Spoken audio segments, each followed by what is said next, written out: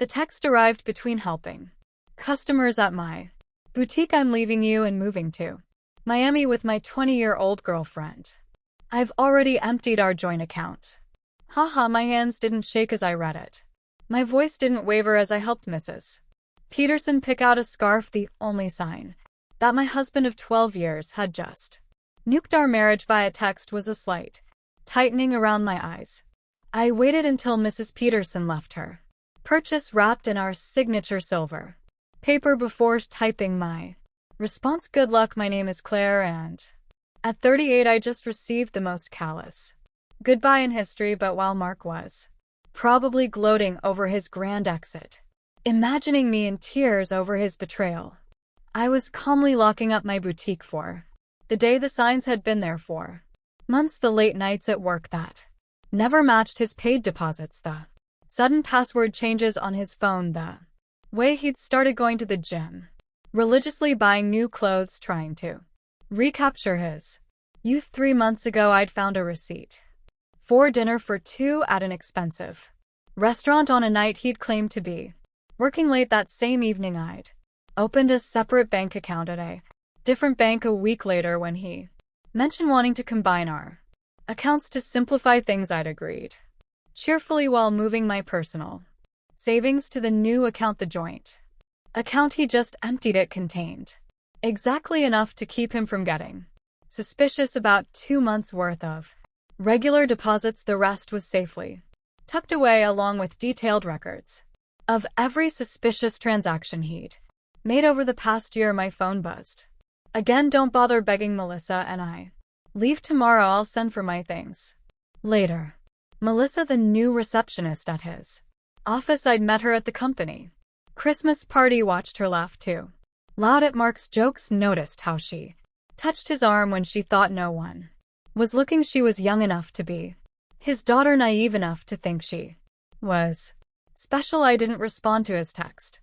Instead, I called my lawyer, the one I'd consulted 2 months ago when I'd found the hotel charges on our credit card statement. It's time, I said simply. He just made his move. The papers are ready.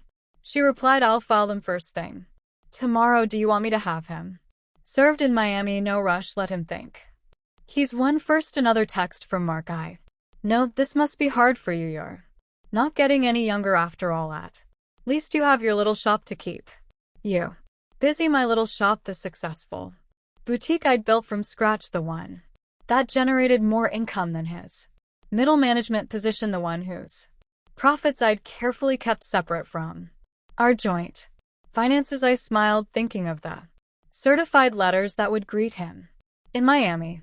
Let him enjoy his moment of triumph. I spent that evening in our house, my house since I'd inherited it from my grandmother, and kept it in my name despite Mark's repeated suggestions to add him to the deed. Another lucky instinct that had paid off while organizing the paperwork my lawyer would need. I found our wedding album. Mark looked so different than before. His midlife crisis had turned him into a caricature of his former self. These days, he wore shirts too tight for his softening middle, tried too hard to connect with the 20-somethings at his office, used slang that sounded ridiculous coming from a man of 45. My phone kept buzzing with texts from him, each one more condescending than the last. I've been planning this for months.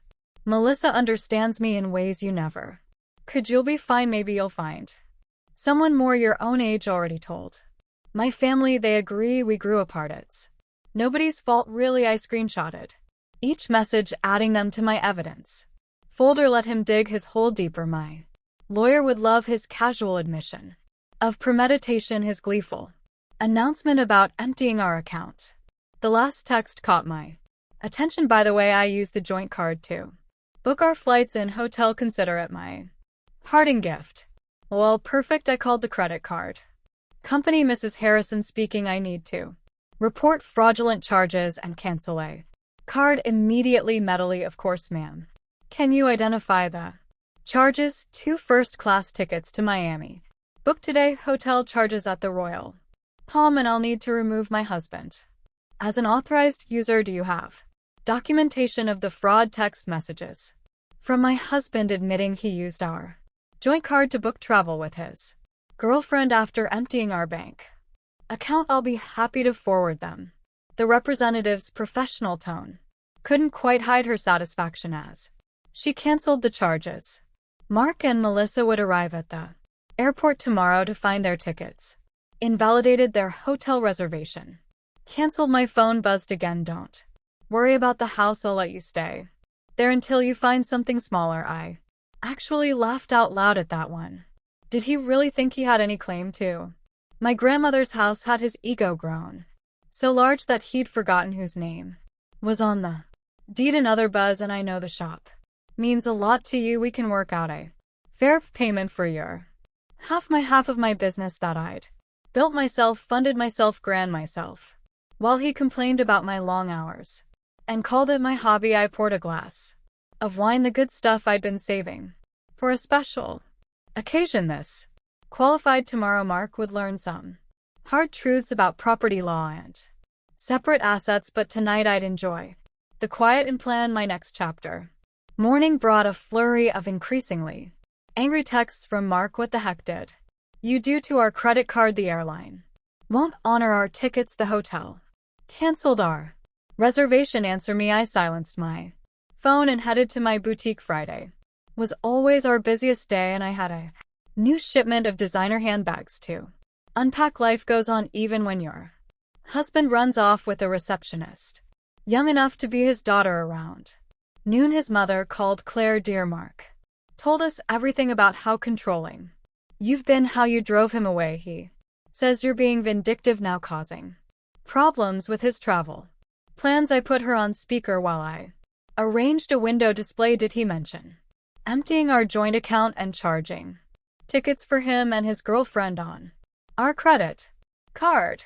Silence. Then, well, he said you left him no choice, that you've been cold and distant. Barbara, I have his texts. Would you like me to read them to you? The one where he bragged about taking our money, or maybe the one where he mocked my age? Another pause. He did seem a bit cruel. I told him that text message was inappropriate. I appreciate the call, Barbara. I've always liked you, but I think it's best if we end this conversation now. My lawyer has advised minimal contact with Mark Marr's family during the proceedings.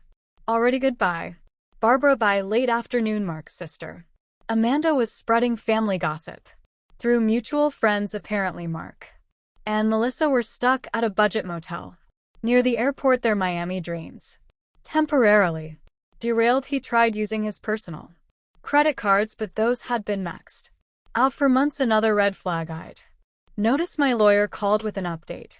The emergency hearing is scheduled for Monday. Given his admission of emptying the joint account and the documented credit card fraud, we're in a strong position to freeze all remaining assets. Has he been served yet? Not yet, but he'll get the papers at his new motel address. Speaking of which, his girlfriend's social media is providing excellent evidence. She's been posting about their adventure all day, including some choice comments about you. I smiled, thinking of my own documentation.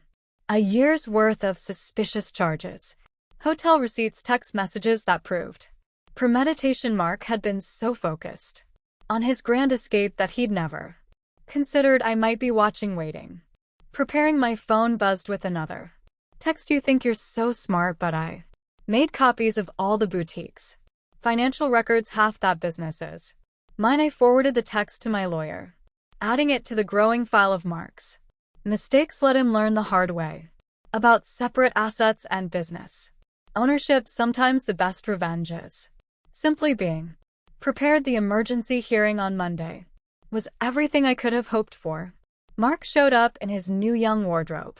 Designer jeans, too tight for his age, a blazer that screamed midlife crisis. Melissa waited outside, her youth painfully obvious under the harsh courthouse lighting. My lawyer presented our evidence methodically. Mark's gleeful text about emptying our account, his credit card fraud, his documented history of hidden expenses, each piece carefully collected over months of quiet observation. Your Honor, Mark's hastily hired lawyer attempted. My client admits to some rash decisions, but Mrs. Harrison's actions have been vindictive and Calculating my lawyer. Countered you mean prudent my client. Protected her separate assets and maintained detailed records of her husband's suspicious behavior. That's not vindictive, that's smart.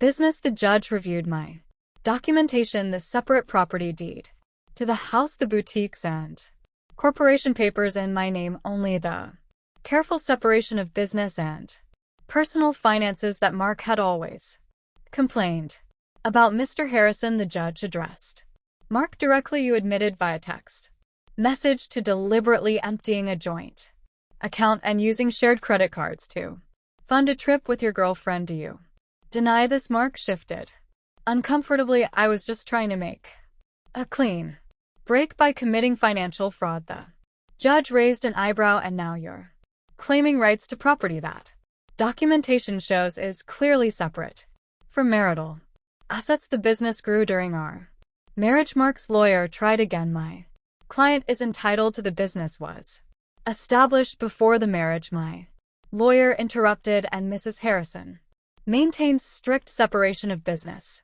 and personal finances throughout. We have documentation of every penny invested and earned. I watched Mark's face as reality started sinking in. He thought this would be easy. Empty our accounts, run off with his girlfriend, maybe claim half my business in the divorce. He'd never bothered to understand my insistence on keeping things separate, had mocked my careful bookkeeping as obsessive. The court finds sufficient evidence of financial misconduct. The judge announced all shared assets are frozen pending final dissolution. Mr. Harrison is ordered to return any funds removed from joint accounts within 24 hours. But that money's gone, Mark protested. We spent it on then. I suggest you find a way to replace it. The judge cut him off, and Mr. Harrison, the court takes a very dim view of using shared credit cards to fund adventures with Paramer. Outside the courthouse, I heard Melissa asking Mark about their Miami plans. His response was lost in the sound of my heels clicking confidently across the marble floor, heading back to the business he'd never understood or respected. The next few weeks brought a string of increasingly desperate moves from Mark. He tried claiming the boutique had been his idea. He remembered investing money in its early days. He even suggested he'd been my business partner all along. Claims quick disproven by my meticulous records. He's getting desperate. My lawyer observed his girlfriend's social media shows they're staying at her studio apartment now, apparently living on a receptionist's salary. Isn't quite the glamorous escape he imagined. Mark's family started reaching out, their tone markedly different from their initial accusations. We had no idea. His sister Amanda admitted he told us you'd been cold, controlling, that he needed to escape, but then we saw his texts, the way he bragged about taking your money. That's not the brother I thought I knew. His mother called again, this time in tears. The things he said about your age, about replacing you with someone younger. I raised him better than that, I thought. I did. Anyway, I let their calls go to voicemail.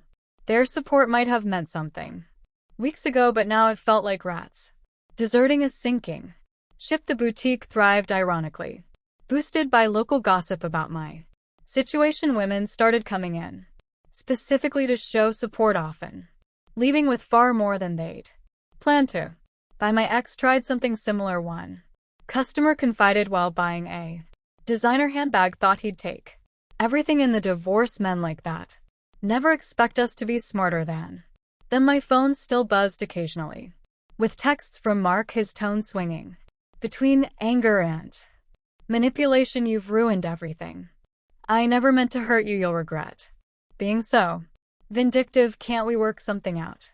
That business would be nothing without my support. I forwarded each message to my lawyer without responding. Let him dig his hole deeper. Through the grapevine, I heard Melissa was having second thoughts, apparently sharing her studio apartment with a middle-aged man who couldn't afford his own place. Wasn't the romantic adventure she'd imagined. The age gap that had seemed exciting during secret hotel meetings felt different in the harsh light of reality. She posted about toxic relationships, and learning from mistakes. Yesterday, my lawyer mentioned during an update call and removed her relationship status this morning. I almost felt sorry for Mark. Almost, but then I remembered his haha after telling me he'd emptied our account. The casual cruelty of his comments about my age, the way he'd assumed I'd be helpless without him. Instead of pity, I felt something else. Pride in my foresight, in my quiet strength, in my ability to protect myself. While he underestimated me, the final divorce hearing painted a very different picture from Mark's imagined triumph. Gone was his cocky attitude, replaced by barely concealed panic. Melissa was noticeably absent. She moved on to a coworker her own age, according to office gossip. Mark had shown up in his old clothes, the designer wardrobe, apparently returned to help repay the joint account. He'd emptied. His lawyer looked tired, probably from trying to find loopholes in my documented separation of assets. Your Honor, Mark's lawyer attempted one last time. Despite the separate property documentation, my client contributed to the growth of his wife's business through moral support and moral support. My lawyer interrupted, like these text messages belittling Mrs. Harris' business as a little shop, or these social media posts calling it her hobby. The judge had clearly seen enough. The final settlement reflected my careful planning. I kept my house, my business, and my separate assets. Mark got his personal possessions and his car, which was worth less than he owed on it. You've destroyed me, he hissed as we left the courthouse. I'll have to move back in with my parents. No, Mark, you destroyed yourself. I just made sure you couldn't destroy me. Too, his mother was waiting outside, ready to drive him to her house, his new home. At 45, the irony of his situation wasn't lost on anyone. The man who'd mocked my age was now living in his childhood bedroom while I continued running my successful business. You planned this all along, he accused. You knew this would happen. No, I just paid attention, and unlike you, I understood the value of keeping good records. His mother stepped between us. That's enough, Mark, you've embarrassed yourself enough already. As they walked away, I heard her start in on him. Honestly, what were you thinking? A 20-year-old emptying bank accounts, sending those horrible texts. I watched them disappear into the parking lot, feeling nothing but relief. Mark had thought he was writing the ending to our story with that cruel text.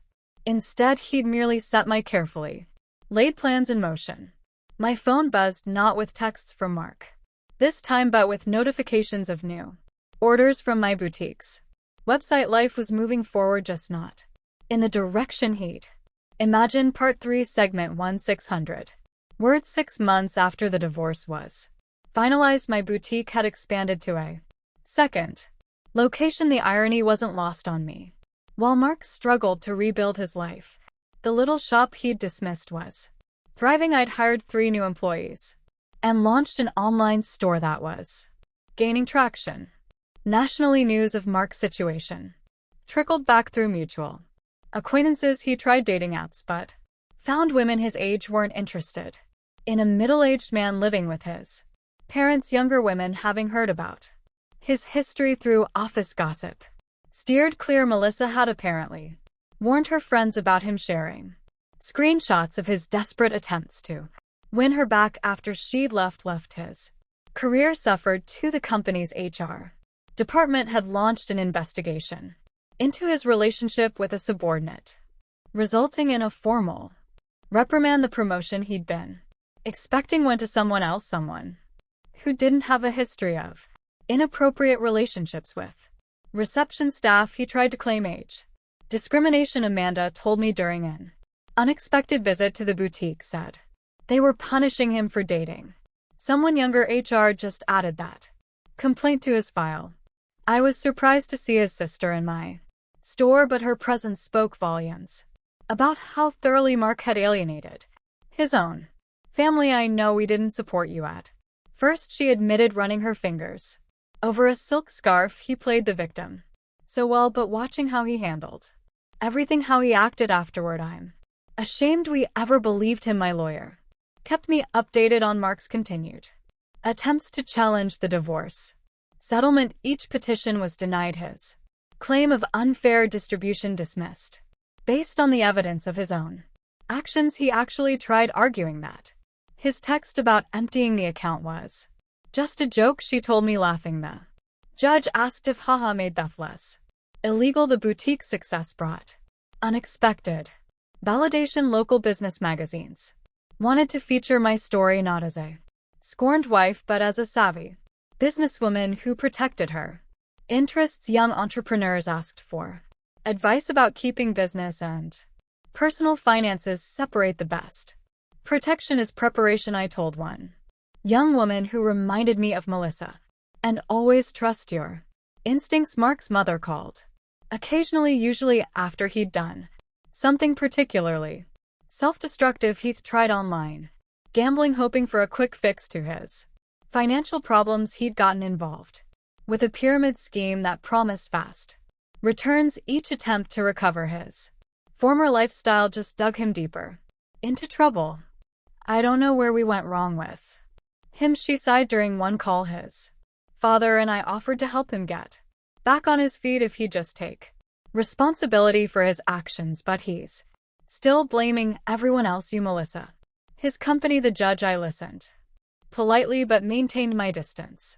Their family drama wasn't my problem anymore. My life had moved forward, filled with plans for a third boutique location and a possible expansion into luxury accessories. The only reminder of Mark's impact on my life was a framed screenshot hanging in my office, his final text before I blocked his number. Have fun with your little shop, at least it'll keep you busy in your old age. Below it sat my latest business award, proof that sometimes the best revenge is simply succeeding on your own terms. 1 year after the divorce, I hosted a grand opening for my third boutique location. The event attracted local media, and the story they wanted to tell wasn't about my failed marriage. It was about a successful businesswoman expanding her brand. Mark's betrayal had become a mere footnote in my success story. During the event, Melissa unexpectedly walked in. She looked younger than ever, or maybe I just felt that much stronger. She shifted, uncomfortably clutching her purse like a shield. I owe you an apology, she said quietly. I believed everything he told me about how you were cold contract rolling, how you didn't support his dreams. Then I watched him try the same manipulation tactics on me. When things got tough, I continued arranging a display of designer sunglasses. Those weren't his dreams, Melissa, they were escapes. There's a difference, I know that now. She paused, then added, he tried to move in when you froze the accounts. Thought my studio apartment would be temporary. After 2 weeks of him complaining about the size of my closet and suggesting I take out a loan for a bigger place, I understood what you meant about the difference between dreams and escapes. I actually laughed at that. Let me guess, he had big plans but no way to fund them. Exactly. Everything was going to work out once his investments paid off, once he got that promotion, once his cryptocurrency definitely increased in value. She shook her head. I'm dating someone my own age now. We have student loans and a small apartment, but at least we're building something real. After she left, my assistant manager whispered, was that the girlfriend? No, I replied, that was just another woman who learned the same lesson I did. Speaking of lessons, I gestured to a young couple examining our designer handbags. Let's talk about your idea for expanding our accessories line. The boutique had become more than just a business. It was a symbol of independence, of resilience, of the power of preparation. Young entrepreneurs often sought my advice, and I always emphasized the importance of protecting their assets. Mark's mother called one last time, not to discuss Mark, but to thank me. You taught our family an important lesson, she said, about enabling bad behavior, about making excuses for cruelty. Mark still living at home, still blaming everyone else for his problems, but we're not defending him anymore. That's your legacy to our family, showing us the difference between supporting someone and enabling them. I thought about that legacy as I reviewed plans for a fourth location. Mark had intended to diminish me, to trade me in for a younger model and take half of everything I'd built. Instead, he'd inadvertently pushed me to become even stronger, more successful. My phone buzzed with a text from my lawyer. Mark filed another petition to revisit the settlement. Judge dismissed it immediately and ordered him to pay court costs. Thought you'd enjoy that. I smiled, thinking of him in his childhood bedroom, still trying to rewrite an ending that had been determined the moment he underestimated me. Sometimes the best revenge isn't about getting even, it's about getting better. 2 years after Mark's cruel text message, I received an invitation to speak at a women's business conference. The topic wasn't divorce or betrayal. It was about building and protecting a successful business. My story had evolved from cautionary tale to inspiration. During the Q&A session, a woman asked about keeping business and personal finances separate. My husband says I'm being paranoid, that marriage means sharing everything. My ex-husband said the same thing. I replied, right up until he tried to claim half my business in our divorce. Trust your instincts. Protection isn't paranoia. The boutique chain had grown to 5 locations, each more successful than the last. The little shop Mark had mode now employed 30 people and had been featured in several national magazines. Through mutual friends, I heard Mark had finally moved out of his parents' house into a small apartment above a garage. He'd had to take a lower paying job after his former company downsized, eliminating his position. During restructuring, his dating profile still listed him as young at heart, though his profile photo was clearly outdated. Melissa, ironically, had become a regular customer at my original boutique location. She'd earned her business degree and started her own social media consulting company. You inspired me, she told me once, showing how a woman can build something lasting instead of falling for empty promises. I kept Mark's cruel text message framed in my office, not as a reminder of pain, but as proof of how far I'd come. Below it hung a sign that read, "Success is the best revenge." At the 5-year anniversary celebration of my original boutique, I stood addressing my employees and loyal customers. The space had been transformed from a single little shop into the flagship store of a thriving business empire. Mark's mother attended, though I hadn't sent her an invitation. She waited until the crowd thinned to approach me. I saw Mark yesterday, she said, smoothing her designer dress, one she'd bought from my store. He was talking about his glory days, about the life he could have had. He still doesn't understand that he didn't lose everything in the divorce. He threw it away. I thought about that text message, his casual cruelty, his assumption that I would crumble without him, how he'd expected me to beg, to break, to prove him right about my desperation. Instead, I'd built something stronger than before. Each new boutique location was a testament to what women could achieve when they stopped dimming their light for insecure men. The young saleswoman I'd hired last month, coincidentally also named Melissa, came over with a question about the new inventory system I'd implemented. As I explained the process, I caught a glimpse of my reflection in the store window. I saw what Mark had failed to see 5 years ago. Not a woman getting older, but one getting wiser, stronger, more successful. His cruel text message had meant to be an ending. Instead, it had been a beginning, not just for me, but for every woman who heard my story and realized she deserved better than someone else's midlife crisis. For